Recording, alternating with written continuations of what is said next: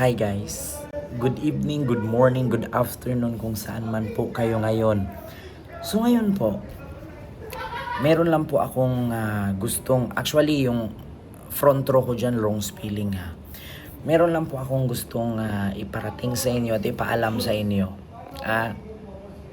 Ito nagtatanong lang, disclaimer lang, hindi po ako gumagawa ng fake news dito, nagtatanong lang po ako. Bukod sa front row, may sasakyang negosyo. Alam ba ng Manilenyo ito? Nakita nyo po, sa aking thumbnail ngayon, si Yorme, tapos may logo, no? Ayan no, may logo sa taas ng screen, sa gitna nila dalawa. Alam nyo ba ang ibig sabihin ng logo na yan? Yan po ay Maserati. Maserati sports car or Maserati's car. No? Ano yan? Maserati brand. Kaya pala, no? Hindi ba bukod sa front row may sasakyang negosyo pala itong si Iskam Bersosa. Hindi ba kayo nagtaka? Hindi ba kaya dahilan kung bakit pumasok at gustong maging mayor ng Maynila si Iskam Bersosa or si Ispamboy? Hindi ba dahil gusto niyang ipasok sa City of Manila ang negosyo niyang Maserati car? Kasi actually sa Manila wala pang Maserati store. Take note, in City of Manila in City of Manila wala pang Maserati store. Meron mang store sa San Juan and sa EDSA. Sa San Juan City lang, sa lugar ni Mayor Francis Zamora and sa EDSA. Pero sa City of Manila, wala pong Maserati.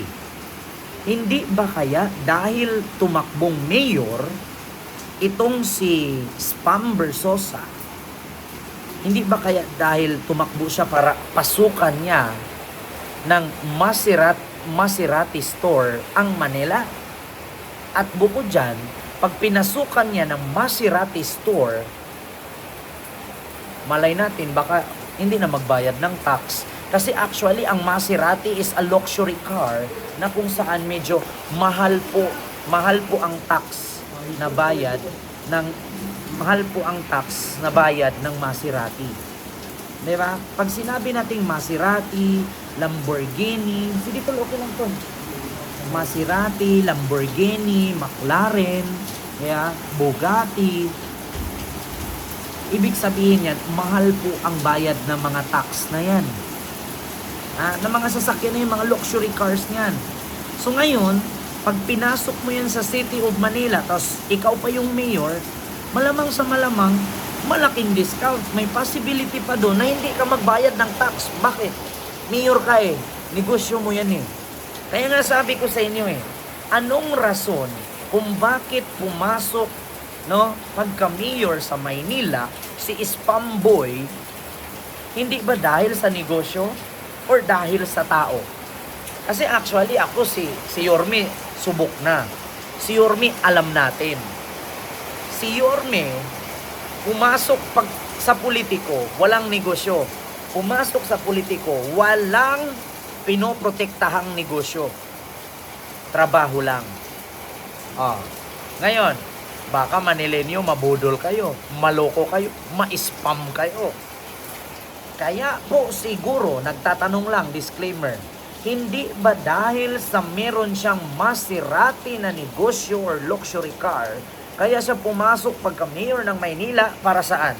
Kasi malaki po ang tax niyan.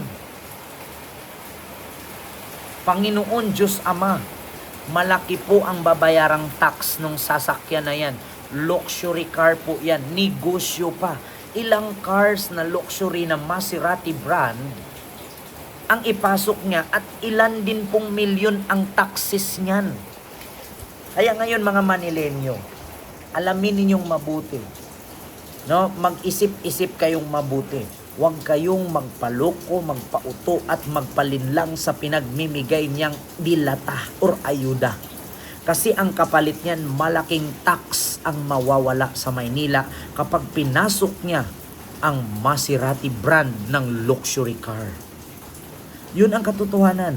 Hindi nyo ba alam na pag pinasok niya ang luxury car na negosyo niyang yan, kapag hindi siya magbayad ng tamang tax or buwis, malaking mawawala sa Maynila.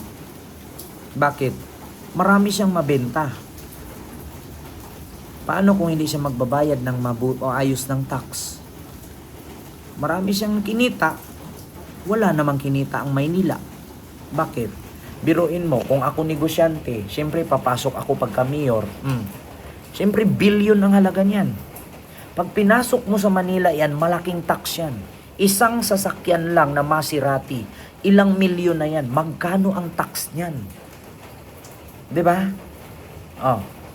Ngayon, hindi ba kaya yan ang dahilan kaya pumasok siya pagka mayor?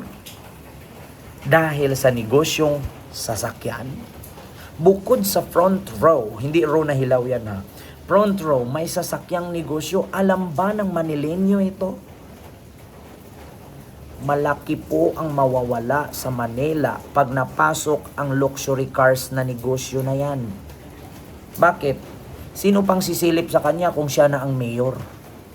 Si Alice Go nga, sabi ko nga sa inyo kamakailan lang. Hindi ba mag-ala Alice Go si Sam Bersosa?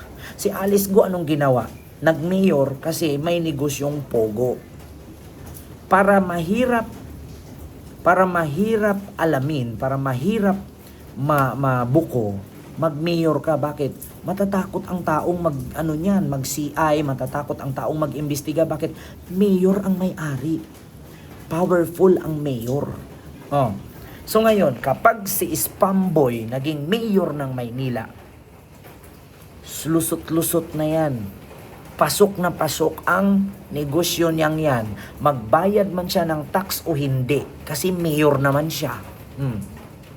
Pwede naman niya ilagay doon, taxpayer siya.